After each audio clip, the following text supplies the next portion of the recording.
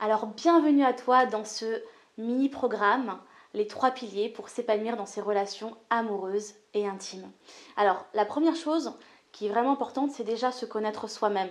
Se connaître soi-même et apprendre à se connaître. Et toute une vie, et je vous parle d'expérience, n'est pas suffisante pour pouvoir vraiment se contacter, être dans sa vérité, connaître ses besoins, connaître ses valeurs, assumer ses envies, savoir s'écouter, s'aimer. Moi, j'accompagne de nombreuses personnes qui ne s'aiment pas assez euh, par rapport à l'histoire qu'elle a vécue, par rapport à, à ses complexes, par rapport à ses blocages, par rapport à ses peurs. Et c'est vrai que pour pouvoir aimer l'autre et pour pouvoir être en contact avec l'autre, c'est primordial de vraiment s'aimer soi-même. Et ça, c'est important. Avant d'aimer l'autre, il faut s'aimer soi. Et donc ça, c'est pour moi vraiment la base. Alors comment on peut faire pour apprendre à s'aimer? Parce que voilà, tu vas me dire, mais Jessica, ok, moi je veux bien m'aimer, mais finalement comment je fais? C'est déjà en fait de prendre du temps avec soi-même, de prendre le temps de se connaître. Et la meilleure façon de se connaître, c'est en fait de se rencontrer soi-même. Moi, je vais te raconter justement quelque chose qui a changé ma vie en fait, c'est quand je suis partie au Brésil. En fait, je sortais d'une grosse rupture, j'en ai un peu parlé dans mes vidéos si tu me suis. Une grosse rupture et j'étais un peu perdue voilà, dans mon existentiel, dans ce que j'avais envie de faire. Le boulot que je faisais me plaisait pas, j'avais eu donc cette rupture et du coup j'enchaînais presque les relations amoureuses où j'étais pas du tout épanouie. Et en fait, je me suis dit, là, Jessica, c'est le moment de juste de faire une pause et d'aller à ma rencontre, en fait. J'ai des choses que je faisais pas, qui étaient toutes simples, comme prendre un thé, un café à une terrasse de café seule, juste rester seule avec moi-même, passer des soirées seule, euh, à vraiment profiter des moments avec moi-même. Et en fait, ce que j'ai décidé de faire, c'est que je suis partie à l'autre bout du monde, donc je suis partie au Brésil toute seule sans connaître personne. J'étais accueillie dans une famille d'accueil brésilienne qui ne parlait ni français ni anglais. Et j'étais en fait très très très souvent seule avec moi-même. Et là, j'ai appris à apprendre, enfin à apprendre qui j'étais, à connaître mes envies. Il n'y avait personne pour finalement me dire euh, ben voilà, fais ci, fais ça, regarde ça, voilà la musique qu'on va écouter, ou voilà les sorties qu'on va faire, ou voilà ce qu'on va manger. Et en fait, c'est des choses euh, qui m'ont beaucoup apporté parce que finalement, j'ai dû prendre toutes les décisions pour moi-même. Qu'est-ce que j'aimais manger? Qu'est-ce que j'avais envie de faire? Est-ce que j'étais heureuse quand j'étais seule avec moi-même? Est-ce que j'avais peur de moi-même finalement? Est-ce que j'avais peur de m'ennuyer avec moi-même?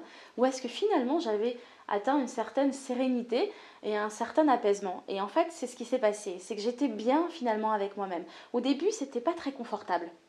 Je te l'avoue, au début c'était pas très confortable, mais au fur et à mesure, bah, j'ai trouvé ça agréable d'être en compagnie de moi-même finalement. Et ça, c'est vraiment la base. Et c'est là où tu vas vraiment pouvoir aussi te connecter à tes valeurs. Qu'est-ce qui est important pour toi? Quelle personne, vers quelle personne tu vas aller? Et pourquoi tu vas aller vers ces personnes-là? Quelles valeurs elles ont, ces personnes vers qui tu vas? Vraiment mettre du sens dans ce que tu fais en fait. Et ça, c'est important.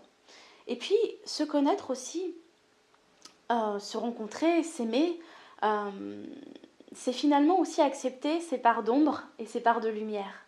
On n'est pas parfait, on n'est pas parfaite. On a, euh, on a des qualités, on a des défauts. Et pouvoir accepter ses parts d'ombre, c'est aussi savoir se connecter à finalement nos parts en nous qui nous font moins envie chez nous-mêmes, en fait, finalement. Euh, nos petits défauts, notre impatience, notre exigence, le fait de vouloir toujours plus ou des choses comme ça. Voilà, vraiment connaître ses parts d'ombre. Ok, moi je suis comme ça, quoi. Et c'est ok finalement, c'est moi. Et puis finalement aussi être en connexion avec ses parts de lumière. Bah, moi je suis extravertie, j'adore les gens, j'adore sortir, je suis généreuse. Euh, voilà, qui tu es vraiment? Qui es-tu? La question que tu dois te poser, qui es-tu?